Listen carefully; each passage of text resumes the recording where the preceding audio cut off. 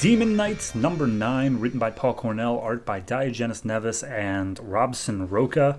Last issue was just the group making their way into Albacerum, and Merlin died. He was killed by a Daemonite. So this issue picks up with the princesses overlooking their arrival of the Demon Knights. One is Princess Alba, the other is Princess Serum, and they're like, wow, these guys kind of suck. And then we get a whole rundown of who they are, and just in case you're joining the book now, and I'm just going to skip over that, except that the only thing that they list off for Horsewoman is that they know literally nothing about her. She is completely mysterious down to her own name.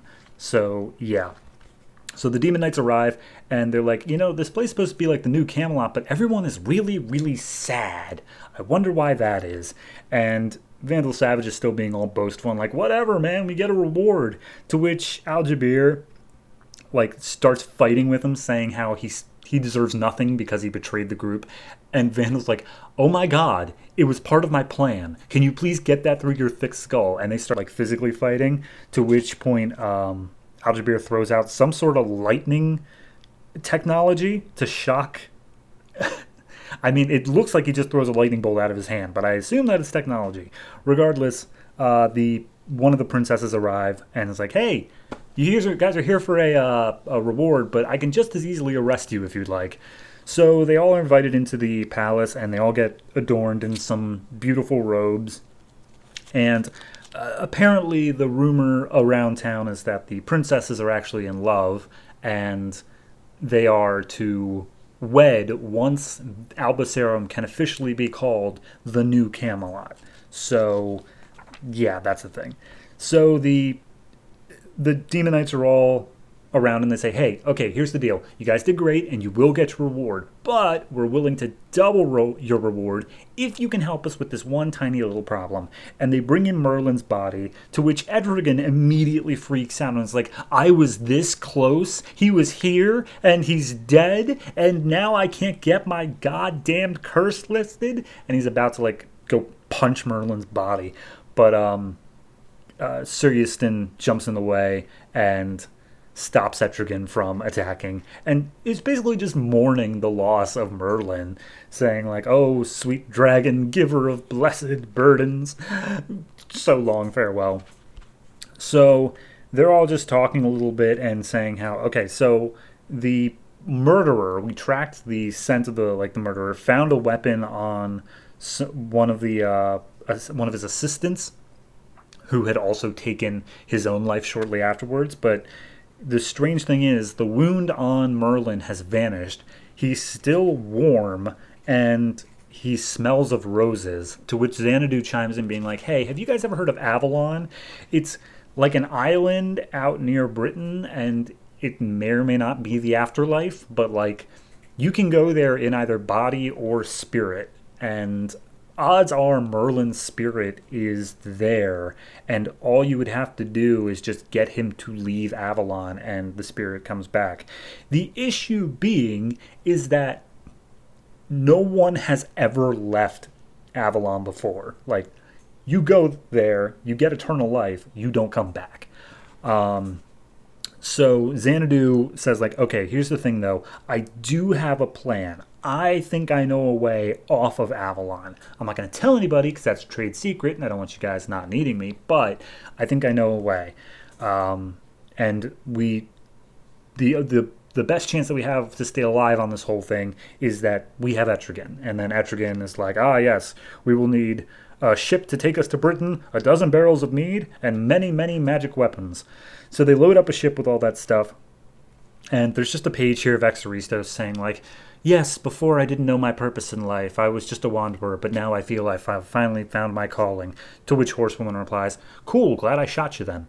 So we cut over to a page of Aljabir, who's still looking at Vandal Savage being Vandal and not trusting him at all, but realizing that they do still need him because he has certain traits that are needed. And then he thanks one of the guys who let them in for giving him a whole bunch of new gadgets and weapons. And then we see Xanadu talking to one of the princesses, just saying here's the deal. We're giving you this little scrying stone. Use it to contact us. If you try to take off with our stuff, we will know and we will come and kill you. And Etrigan's like, don't worry, we won't go anywhere. And he's like, I don't trust you at all. Xanadu, are we good? And she's like, hey, yeah, we're good. And then she also lets in like, hey, I know about your thing with the other princess, and I know you are waiting for New Camelot, and you can't really have a New Camelot without Merlin, so I promise you we will be back with Merlin. You have my word. So then we show an hour later. They're in the middle of sailing. It's a magic boat, apparently, and it doesn't take any sort of crew. Vandal Savage literally can do it all just on his own. He's just steering the boat. And the time is up for Etrigan, and Jason comes back. So the plan has to be put in place here. So they switch places, and Jason is welcomed by Xanadu. And we also have a page of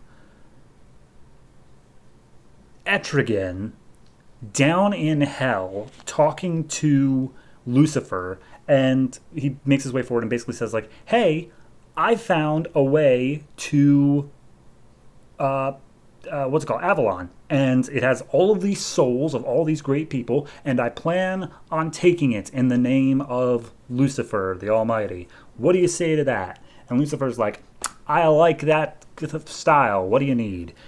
Then we get a page of Sir Easton talking to his horse, basically. But the thing is, the horse talks back. The horse is actually able to speak and saying, like, yeah, Horsewoman's horse has been talking to me, like, this whole time.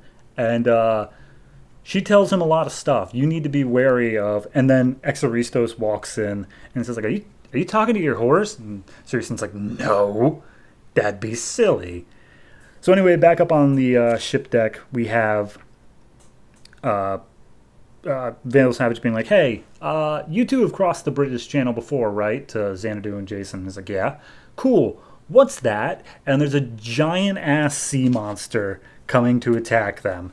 And that is where we leave off, is that giant-ass sea monster.